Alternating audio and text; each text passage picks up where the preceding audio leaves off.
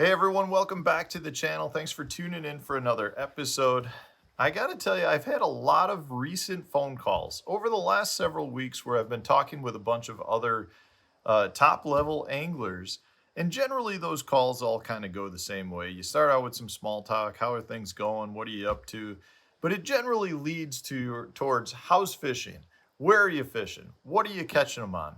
And it's almost like clockwork now that the bait choices that everyone seems to be using are straight-tailed plastics.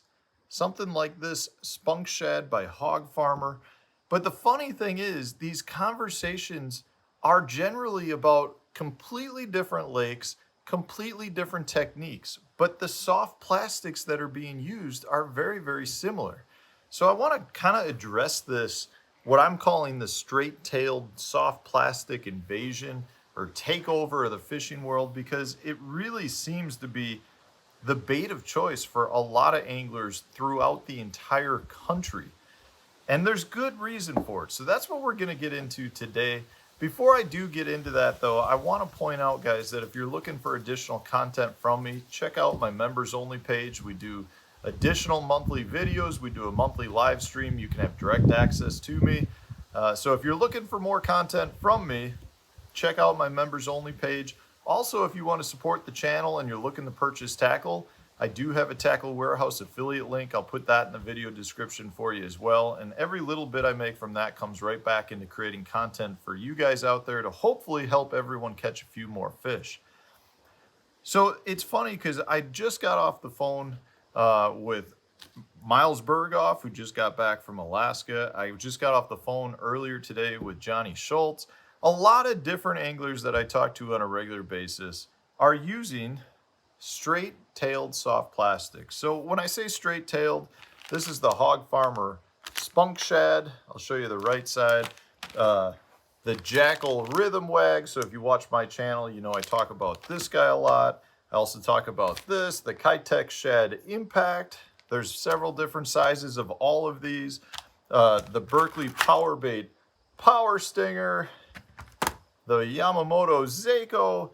These are the types of baits that I refer to as a straight-tailed soft plastic because it's a straight-tailed plastic. Now you look at this and say, well, where's the action?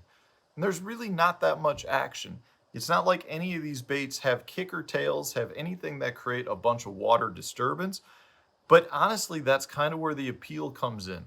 A lot of these fisheries are pressured today. And from that standpoint, the fish kind of get used to a lot of the baits that are kicking off a lot of motion, creating a lot of vibration. And these straight-tailed baits are extremely natural. But the cool part with it isn't necessarily the fact that people are fishing this, say, in one specific manner. What we're finding is there's almost no wrong way to fish these. If you watch my channel on a regular basis, you know that I'm throwing shad impacts and rhythm wags and all of these baits on the core tackle hover rig or the tush. You know, those are two of the ways that I love to fish them. But if you watch a lot of the different tournament coverage that's out there, you know guys are using them on tons of different things. They're throwing them on their vibrating jigs as trailers. They're throwing them as trailers on the swim jigs. Guys are catching them Damiki rigging, moping. Guys are fishing them on just straight jig heads.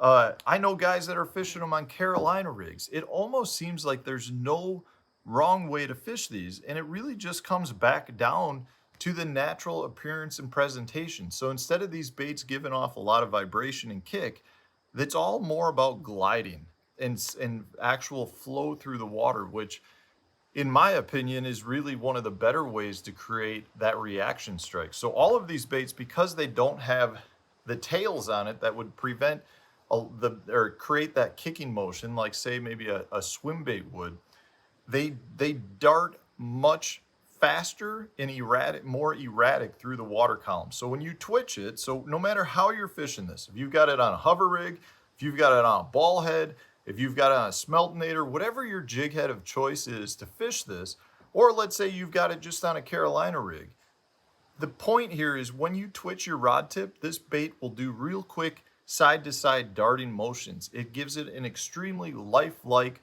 movement. If you've ever tried to grab a minnow out of the water, the minnow is not just swimming around in circles. It might be sitting there. You go to grab it and that minnow is gone in a heartbeat. That's where the reaction comes in. When these baits glide through the water, they go from almost being standstill to quick movements with a slight rod tip. That creates that reactionary strike. That's what generates the fish to strike. And I think a lot of anglers today are finding out that these straight-tailed soft plastics look extremely natural until you twitch the rod and then they burst to one direction. It's not like they go always left or right. They go up, down, side to side, everywhere. And that's what does a great job at creating those reaction strikes. It also does a really good job at looking like a dying minnow or dying bait fish, which is something that also the fish are keying in on because there's not too many easier meals than a dying bait fish. But it is pretty interesting to me how we're seeing a complete takeover of the soft plastic market. I know there are a lot of other baits in the works that or other companies are making that are similar to these.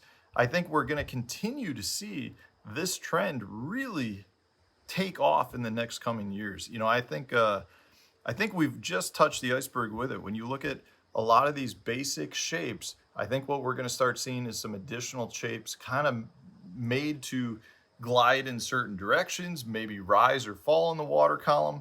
I think there's a lot of things you can do. I know from our standpoint with Core Tackle, we're always experimenting with different jig head designs, different jig head weight issues, the shapes, everything to try to create different movement in the water column, because we feel firmly that that's what triggers the reaction strikes, which can take a bad day of fishing to a good day.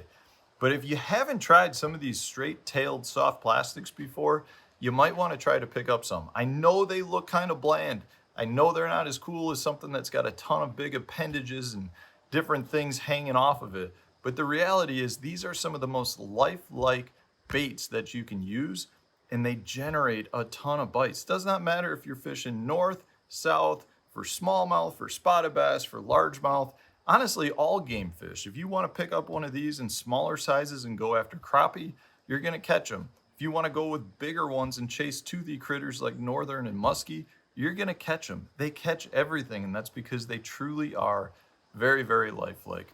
So if you haven't tried them, I'd say pick up a few. You really can't fish it wrong. Replace some of your standard plastics with them. Fish them in the same manner.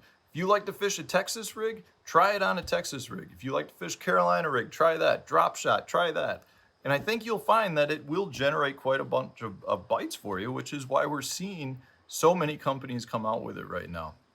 But it's just funny to me. Every time I feel like I talk to an angler now, what are you catching them on? Well, it's some form of straight-tailed soft plastic. And it seems like it's a very, very good bait year-round too. Anyways, let me know what you think. Are you guys catching them on soft-tailed, soft, single-tailed, or straight-tailed soft plastics? If you are, throw it up in the comment section so that I know which ones you're using, because I'm trying to try them all out there. So let me know, guys. Thanks for watching. Hopefully you enjoyed this. If you did, hit the like button. Subscribe to the channel if you haven't done so already. Stay tuned. New video coming out tomorrow.